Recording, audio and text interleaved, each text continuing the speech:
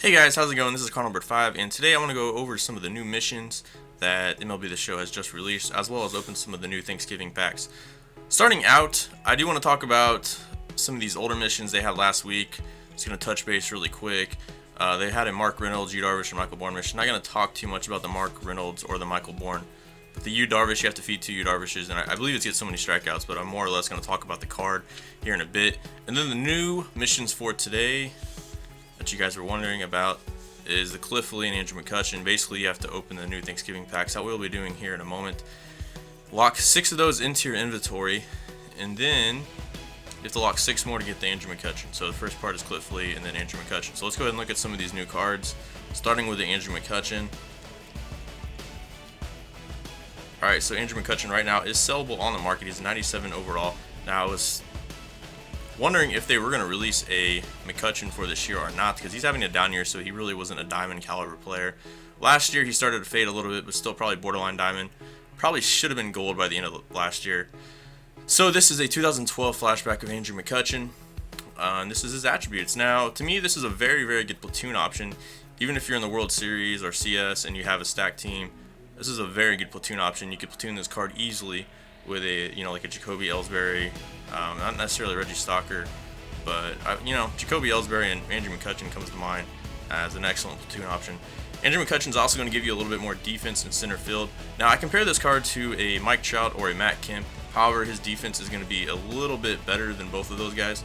Don't get me wrong, Mike Trout has pretty good defense, but if you're looking to platoon the Matt Kemp, I think this will be a little bit better option for you, at least offensively. Yeah, Matt Kemp's going to have the 99. I believe he has 99 or 98 power versus lefties. So, definitely a usable card. It is a 97 overall. So, very good card overall. I will say the one downside, if there's anything, doesn't hit righties particularly well. Good enough, though, in my opinion. And his arm strength isn't great, but like I said, it's going to be a little bit better than a card like Matt Kemp's. So, let's go ahead and talk about some of those new pitchers. Starting with a Cliff Lee. Now, I believe that they should release either a Rangers or Phillies flashback for Cliff Lee, and that card should be better because when he pitched for the Indians, he didn't really pile up the strikeouts.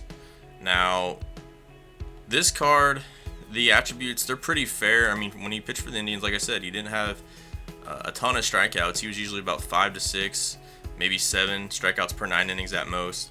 When he pitched for the Phillies and the postseason he had for the Rangers, he was striking out a lot more guys, more around 8 to 9. So I think if they do come out with that version of Cliff Lee, it would actually be a usable card. Unfortunately, this Indians flashback, which is a 91 overall gold, to me is kind of trash. And I have the Cliff Lee pulled up on Daddy Leagues as well, so I'm just going to talk about his individual pitches really quick.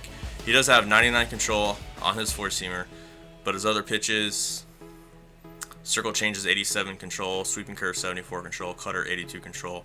Again, I'm not a big believer in control. I don't really think it does that much, to be honest. But he will have good command of his four-seamer. He also has 87 walks per 9, which is excellent. But let's talk about some of the attributes that matter the most in Diamond Dynasty. Does stamina matter? Sure, a little bit, but most people are going to take out their pitcher in 5, 6, 7 innings once any foreseeable trouble starts to come into the picture, and then they go to their excellent bullpen. For this Cliff Lee, stamina, it's not a big deal. You're not going to go 9 innings and give up 7 runs with him. I mean, it's just going to be hard to get deep into games with him regardless. His hits per 9 and K per 9, absolutely awful in my opinion for a gold.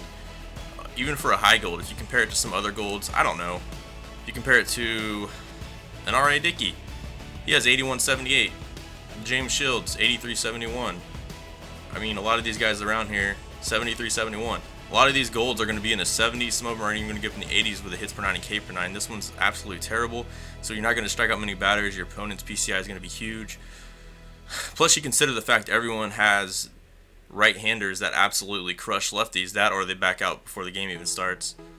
This is not going to be a usable card in Diamond Dynasty, in my opinion, unless you're like in the DS or lower. Four-seamer can be thrown at 91 miles an hour, so it can probably get up to 92, maybe 93 at top. Circle changes 82 miles an hour, sweeping curve 75, cutter 85. Nothing really stands out, and I'll talk about the break on each of those pitches. Four-seamer 70 break, which doesn't really matter. Circle change 69 break.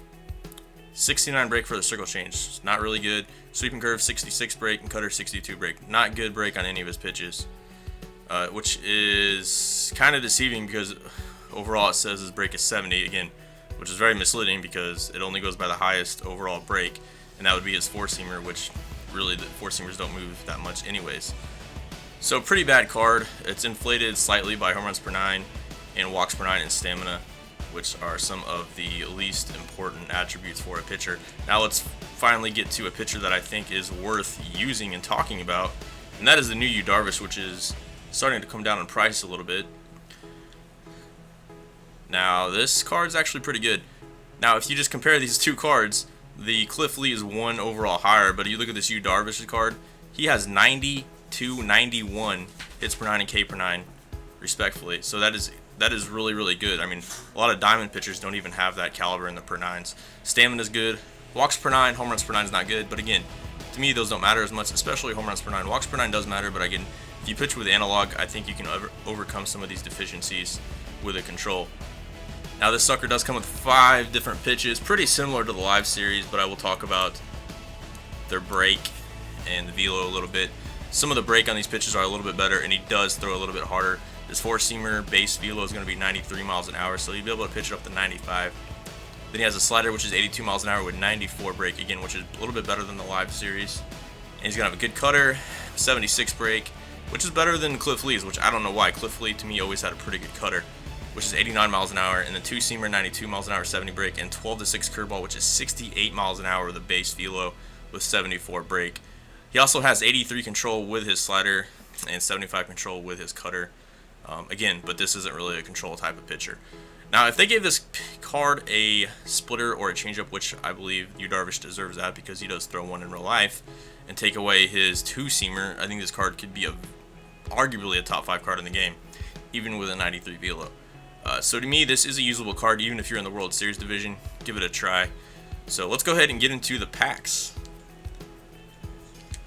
Alright, so I have 6 of these suckers to open, and I'm just going to show you what's in the packs. I mean, you're supposed to get equipment in all of them, but let's see if we actually get any good cards. We got a Danny Duffy here.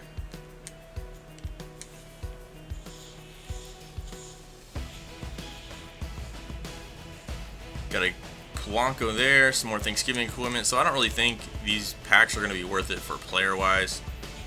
But if you're trying to get the equipment, there we got 2 silvers, so not too bad. But if you're trying to get the equipment, obviously, you're going to have to pull these suckers. And then we got 6 of them, so we could get the Cliff Lee right away. And here we do get a gold, actually. Starling Marte. I wonder if these have some like pirates in them, because I already got Polanco and Marte. That's pretty cool. That's a nice little pull there. Still probably not even worth the 3,500 stubs, but 2 silvers. All right. I'm getting a lot of silvers in these packs, so they're not too bad. But like I said, I don't think you're going to be getting any diamonds or anything out of them. And Kevin Gassman. So we do get 6 pieces of Thanksgiving equipment. And we could basically pick up the Cliff Lee, but if you're trying to get the Cliff Lee, guys, just buy it off the market. He's already pretty cheap. If you're trying to get the Andrew McCutchen, it might be cheaper to buy 12 of these. I have to think about the math. I really don't know. But the Andrew McCutchen, I'm sure the price will eventually come down. Anyways, thanks for watching the video, guys. Hope you guys enjoyed it. This is Car Number 5 signing out. Peace.